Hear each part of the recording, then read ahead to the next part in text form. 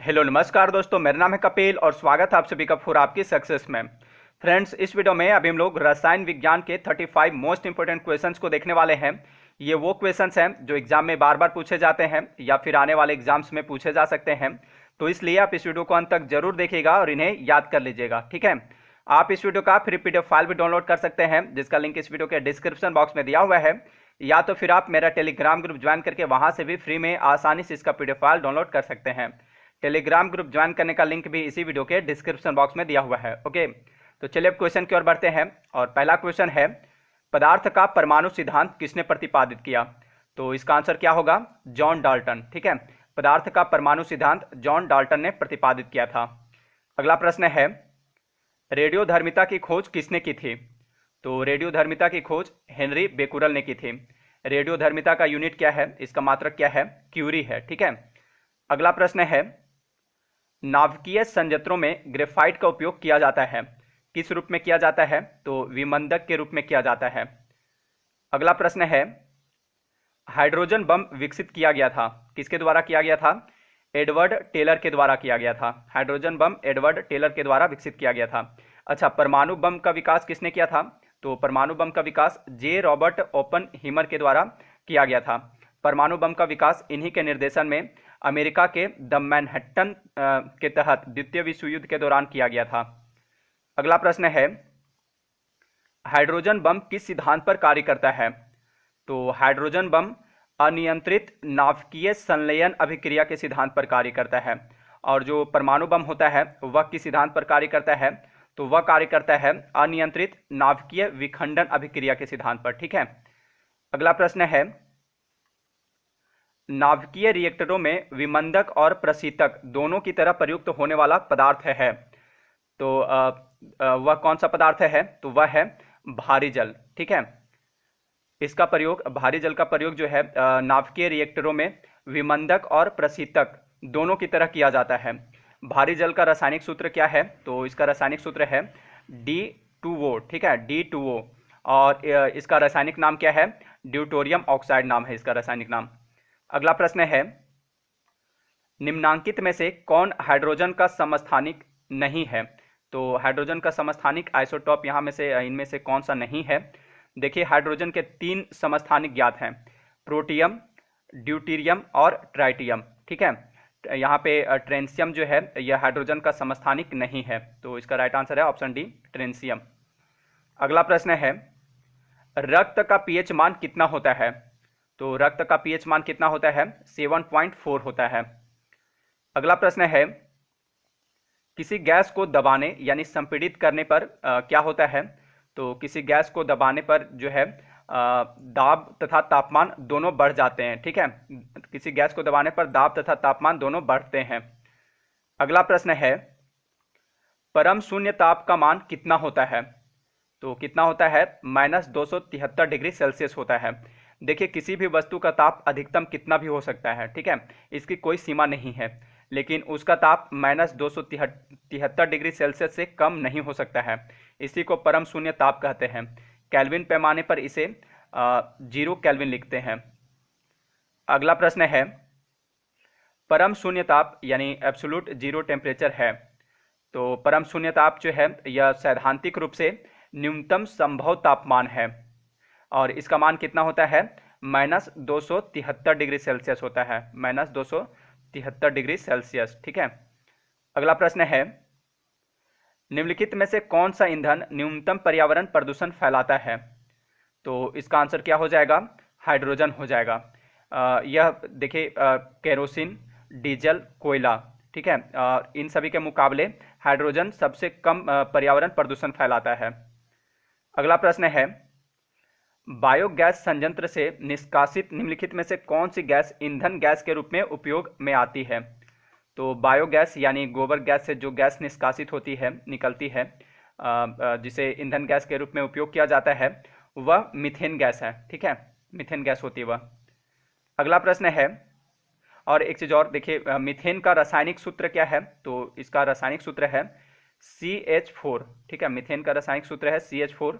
और इसे जो है मार्सी गैस भी कहा जाता है। इसे मार्सी गैस क्यों कहा जाता है? क्योंकि यह मार्सी लैंड यानी दलदलीय क्षेत्र में पाया जाता है। इसलिए मीथेन को मार्सिक गैस कहा जाता है। अगला प्रश्न है, निम्नलिखित जीवाश्म ईंधनों में से कौन स्वच्छतम ईंधन है?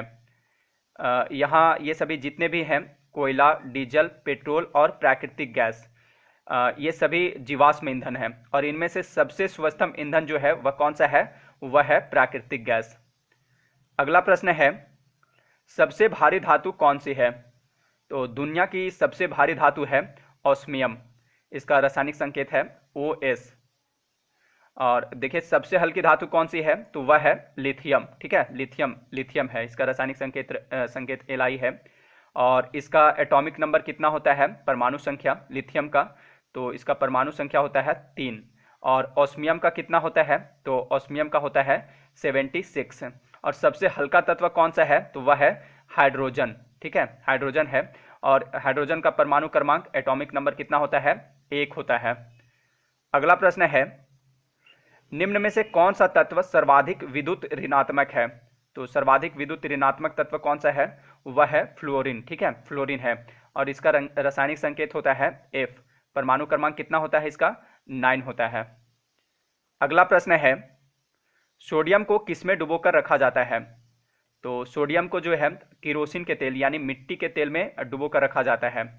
ऐसा क्यों? क्योंकि यह बहुत ही अत्यधिक क्रियाशील धातु है, यह हवा के संपर्क में आते ही स्वतः जलने लगता है, इसलिए किरोसिन में इसे डुबोकर रखा जाता है। अगला प्रश्न है, धोने का सोडा का रासायनिक सूत्र क्या है? तो इसका रासायनिक सूत्र है Na2CO3। ठीक है, धोवन सोडा का रासायनिक सूत्र क्या है? Na2CO3। और इसका रासायनिक नाम क्या है? सोडियम कार्बोनेट इसका रासायनिक नाम है। अगला प्रश्न है, बेकिंग सोडा यानी खाने का सोडा का रासायनिक सूत्र है, तो इसका रासायनिक सूत्र क्या है खाने का सोडा का? तो इसका रासायनिक सूत्र है NaHCO3 और इसका रासायनिक नाम क्या है? सोडियम बाइकार्बोनेट है। धोवन सोडा का रासायनिक सूत्र है Na2CO3 और खाने का सोडा का रासायनिक सूत्र है NaHCO3। अगला प्रश्न है, रक्तस्राव को रोकने के लिए आमतौर पर किस एल्युमिनियम लवण का प्रयोग किया जाता है? तो इसका आंसर क्या होगा? पोटास एलम का। रक्तस्राव को रोकने के लिए आमतौर पर पोटास एलम का प्रयोग किया जाता है। इसका रासायनिक सूत्र क्या होता है? तो पोटास एलम का रासायनिक सूत्र KAlSO4 होता है। ठीक है, ये होता है इसका रासायनिक सूत्र। अगला प्रश्न है, वह वैज्ञानिक जिसने रेडियम की खोज की, तो यानी रेडियम की खोज किसने की थी? तो रेडियम की खोज मैडम मेरी क्यूरी ने की थी और पोलोनियम की खोज भी इन्होंने की थी, मैडम मेरी क्यूरी नहीं। अगला प्रश्न है, प्याज लहसुन में गंध किस तत्व की उपस्थिति के कारण होता है? तो प्याज व लहसुन में गंध उसमें उपस्थित पोटेशियम की उपस्थिति के कारण होता है। अगला प्रश्न है, गन पाउडर किस मिश्रण से बनता है? तो देखिए गन पाउडर यानी बारूद, चारकोल। ठीक है, चारकोल जो लकड़ी का जला कोयला होता है उसे ही चारकोल कहते हैं। तो गन पाउडर चारकोल, सल्फर यानी गंधक और पोटेशियम नाइट्रेट के मिश्रण से बनता है। ठीक है, यानी इसका राइट आंसर होगा ऑप्शन डी। गन पाउडर की खोज किसने की थी? तो इसकी खोज रोजर बैंकन ने की थी। अगला प्रश्न है, पीतल में कौन सी धातुएं होती है? यानी पीतल जो है किसका मिश्र धातु है? तो यह मिश्र धातु है तांबा और जस्ता का। ठीक है, तांबा यानी Cu और किसका है? जस्ता का है यानी जिंक, Zn का। अगला प्रश्न है, कांसा किसका मिश्रण होता है? तो कांसा जो है यह किसका मिश्रण है? किसका मिश्र धातु है कांसा? तो यह मिश्र धातु है तांबा और टीन का, कॉपर और टीन का। ठीक है, अगला प्रश्न है, फ्यूज तार किससे बनती है? तो फ्यूज तार जो है यह टीन और सीसा की मिश्र धातु होती है। फ्यूज तार टीन और सीसा से बनती है। ठीक है, टीन यानी कि Sn और सीसा Pb, तो इसकी मिश्र धातु होती है। और फ्यूज तार जो है फ्यूज तार जो है यह हमेशा किस परिपथ के साथ जोड़ा जाता है इसे? तो इसे हमेशा श्रेणी क्रम में जोड़ा जाता है फ्यूज तार को, तो आप इसे भी याद रखिएगा। अगला प्रश्न है, हाइड्रोजन की खोज किसने की थी? तो हाइड्रोजन की खोज केवेंडिश ने की थी। अच्छा, ऑक्सीजन की खोज किसने की थी? तो ऑक्सीजन की खोज जोसेफ प्रिस्टलैंड ने की थी। अगला प्रश्न है, किस तत्व को रसायन विज्ञान में आवारा तत्व की संज्ञा दी गई है? तो रसायन विज्ञान में आवारा तत्व की संज्ञा दी गई है हाइड्रोजन को। ठीक है, इसका संकेत है H और इसका परमाणु क्रमांक है A1। अगला प्रश्न है, हीरा और ग्रेफाइट किसके अपरूप हैं? तो हीरा और ग्रेफाइट जो है ये कार्बन के अपरूप हैं। अगला प्रश्न है, कार्बन का शुद्ध रूप क्या है? तो कार्बन का शुद्ध रूप है ग्रेफाइट। ठीक है, सॉरी, कार्बन का शुद्ध रूप है हीरा। ओके, कार्बन का शुद्ध रूप क्या है? हीरा है। अगला प्रश्न है, निम्नलिखित में से किसको पेंसिलों में प्रयुक्त किया जाता है?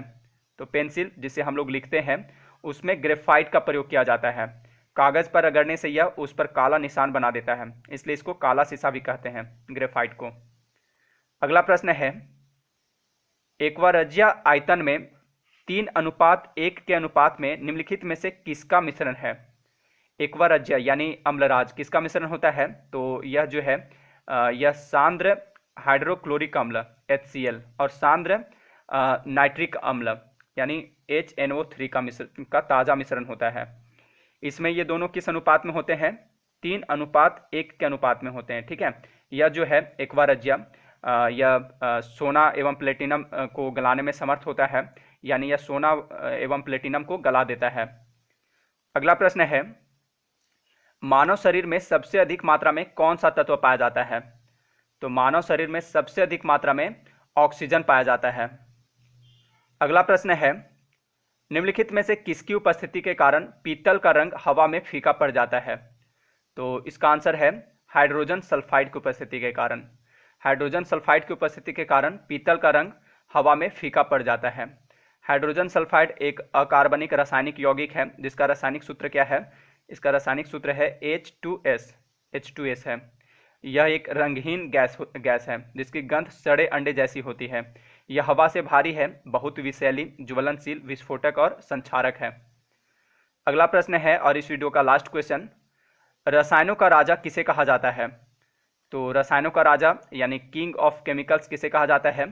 सल्फ्यूरिक अम्ल को कहा जाता है। ठीक है, सल्फ्यूरिक अम्ल का रासायनिक सूत्र क्या है? तो इसका रासायनिक सूत्र है H2SO4। तो फ्रेंड्स, ये थे रसायन विज्ञान से संबंधित 35 महत्वपूर्ण प्रश्न। अब अंत में आपके लिए क्वेश्चन है, वायुसेना दिवस कब मनाया जाता है? तो इसका सही जवाब आप मुझे कमेंट बॉक्स में दीजिएगा। तो इस वीडियो में इतना ही। अगर यह वीडियो आपको अच्छा लगा हो तो इसे लाइक तथा शेयर जरूर कर दीजिएगा। मिलते हैं नेक्स्ट वीडियो में। Thanks for watching.